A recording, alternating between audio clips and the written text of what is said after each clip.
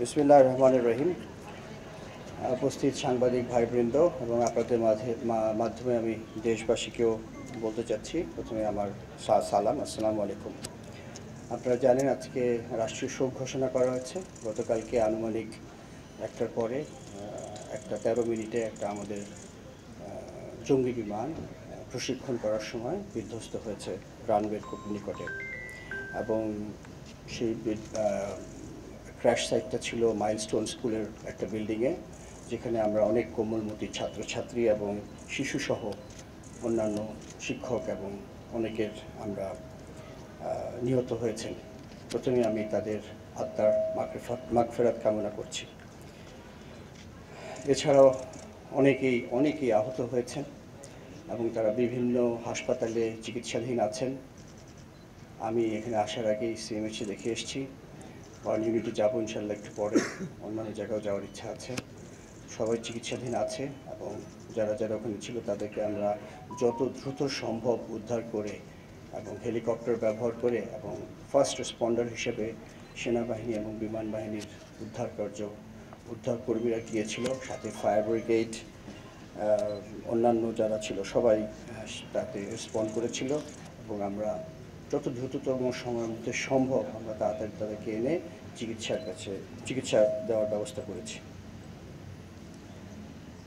এছাড়াও আমি নিহত এবং আহত সবার শোক সন্তপ্ত পরিবারের প্রতি আমার আন্তরিক সমবেদনা জানাচ্ছি আপনাদের মাধ্যমে। আল্লাহ আমাদের সকলকে ধৈর্য ধারণ করার ক্ষমতা দিন এবং এই শোক যাতে কাটিয়ে উঠতে পারি সেটাই আশা করি, সেই শক্তি যাতে আমরা পাই। পাইলট আপনারা জানেন, অনেক মিডিয়াতে অলরেডি এসছে, আপনারা দেখেছেন যে পাইলট যখন বিমানটা তার নিয়ন্ত্রণের বাইরে চলে যাচ্ছিল, সে তার সর্বোপরি চেষ্টা করেছে বিমানটাকে একটি খালি জায়গায়, বিশেষ করে ওই মাঠটাই পেয়েছিল যেখানে সে নামানোর চেষ্টা করেছিল, কিন্তু তারপরে তার শেষ চেষ্টা সফল হয়নি বলবো, কারণ বিমানটা আছড়ে পড়েছিল ওই বিল্ডিংয়ের উপরে। কিন্তু সে সেই নিয়ন্ত্রণ রাখার জন্যে বা বিমানটাকে দিক নির্দেশনা যাওয়ার জন্য যে মূল্যবান সময় দিয়েছে, তার জন্যে তার যে ইজেকশন বলি আমরা, বিমান থেকে বের হওয়ার যে পদ্ধতি আমাদের, সেটা বিলম্বিত হয়ে যায় এবং তার ফলে সে তার নিজের জীবন উৎসর্গ করেছে বা সে আজকে আমাদের মাঝে নাই। এই জন্যে আমি একটু আগে আমরা তার ফিউনারাল প্যারেড বা জানাজা করলাম। আমি তার আত্মার মাগফিরাত কামনা করছি আবার, এবং তার শোক সন্তপ্ত পরিবারের প্রতি আমার গভীর সমবেদনা জানাচ্ছি। আপনারা অলরেডি দেখেছেন গতকালকে থেকেই দেশের এই বিপদের সময় আমাদের মাননীয় প্রধান উপদেষ্টা, অন্যান্য উপদেষ্টাবৃন্দ, বিভিন্ন রাজনৈতিক দলের নেতৃবৃন্দ, আইন শৃঙ্খলা বাহিনী, চিকিৎসকবৃন্দ, ফায়ার সার্ভিস, স্বেচ্ছাসেবী, বিভিন্ন সেবা প্রদানকারী সংস্থা, সাধারণ ছাত্র, শিক্ষক ও সাধারণ জনগণ কাঁধে কাঁধ মিলিয়ে পরিস্থিতি মোকাবেলা করেছে। এই ধরনের যখন আমরা ঐক্যবদ্ধভাবে কাজ করি, তখনই আমরা বুঝতে পারি যে আমাদের যে কোনো ধরনের বিপদে আসলে আমরা কতটা ঐক্যবদ্ধ হতে পারি, এবং সুন্দরভাবে কালকে আমরা সবাই মিলে কাজ করেছি এবং উদ্ধার করতে সক্ষম হয়েছি। অবশ্যই সেনাবাহিনী এবং বিমান বাহিনী প্রথম দিকে গিয়েছিল এবং তারা তাদের বিশেষ উদ্ধারকারী যেসব যন্ত্রপাতি আছে, বিমান বাহিনীর হেলিকপ্টারের মাধ্যমে তারা ফার্স্ট রেসপন্ডার হিসেবে সমস্ত আহতদেরকে এবং নিহতদেরকেও নিয়ে এসেছিল ওখান থেকে। আমি আপনাদেরকে জানাতে চাই যে সরকার বা আমাদের মাননীয় প্রধান উপদেষ্টা প্রথমেই বলেছেন যে এদের যারা আহত হয়েছে তাদের সুচিকিৎসার বন্দোবস্ত করতে হবে, এবং সে ব্যাপারে তাদের কাছ থেকে আমরা সম্পূর্ণ আশ্বাস পাচ্ছি। ইনশাআল্লাহ সমস্ত ধরনের চিকিৎসার ব্যবস্থা তাদের করা হবে। সরকারের পাশাপাশি বিমান বাহিনীও সবসময় হতাহতের পাশে থাকবে এবং থাকছে। আহতদের সুচিকিৎসা নিশ্চিত করতে যা করণীয় আমরা সব কিছু করব। ইতিমধ্যেই গতকালকে আমরা একটি উচ্চ পর্যায়ের তদন্ত টিম গঠন করে দিয়েছি।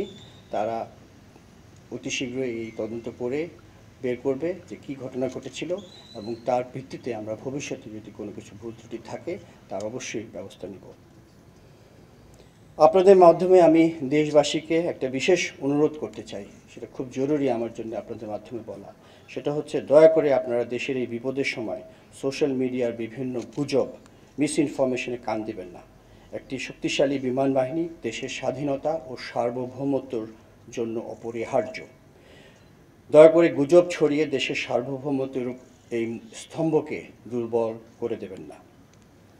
এই মর্মান্তিক দুর্ঘটনায় আপনাদের সবার মতো আমারও হৃদয় ভেঙে গেছে। আপনারা জানেন যে আমি মাত্র সফরে বেরিয়েছিলাম, একটা জরুরি সফর ছিল। আমি ওই বিমানবন্দর থেকেই সরাসরি ফিরে এসেছি আজকে সকালে। যখন সংবাদ পেয়েছি আমার বাকরুদ্ধ হয়ে গিয়েছিলাম যে অনেক দুর্ঘটনাই হয়েছে সারা বিশ্বে বিমান বাহিনীতে বা বিমান দুর্ঘটনা আমরা জানি হইতেই পারে, কিন্তু এই ধরনের একটা হয়েছিল কিছুদিন আগে আমাদের প্রতিবেশী দেশে, যেখানে জনগণ অনেক মৃত্যুবরণ করেছে। আজকে গতকালকে আমাদের দেশে একটা হয়েছে। সেই ধরনের দুর্ঘটনা খুব সচরাচর হয় না। এটা আমাদের জন্য খুবই দুঃখজনক, কিন্তু একটা কথা বলতেই হয়, যখন দুর্ঘটনা হয় সেটা আল্লাহ জানেন কেন, ভালো মন্দ কী আছে এটার ভিতরে। তবে যে অপূরণীয় ক্ষতি হয়ে গিয়েছে সেটা রিকভার করাই হবে আমাদের মূল কাজ, বা যদিও জানি এটা কোনোভাবেই পারিবারিকভাবে আমরা সম্ভব করতে পারবো না, বাট আমি যেটা বলেছি বারবার যে আমরা তাদের পাশে থাকবো, আমরা সম্মিলিতভাবে অনেকেরই কষ্ট কিছুটা হলেও লাঘব করতে সক্ষম হব ইনশাআল্লাহ। আহতের সুচিকিৎসা এটাই এখন আমার মনে হয় সবচেয়ে জরুরি। যারা আমাদের মাঝে এখনও অসুস্থ হয়ে আছেন বা আহত হয়ে আছেন তাদেরকে আমরা সর্বাত্মক চিকিৎসা প্রদান করব এবং তারা যাতে সম্পূর্ণভাবে সুস্থ হয় সেটাই আমাদের মূল লক্ষ্য। এই বিষয়ে আমি আপনাদের সকলেরও বা যারা আছেন সবার সহযোগিতা কামনা করছি। আরেকটা কথা আমি বলতে চাই আপনাদের মাধ্যমে to the international media that the same thing which you have heard, the incident has taken place and we are doing our inquiry. It was a very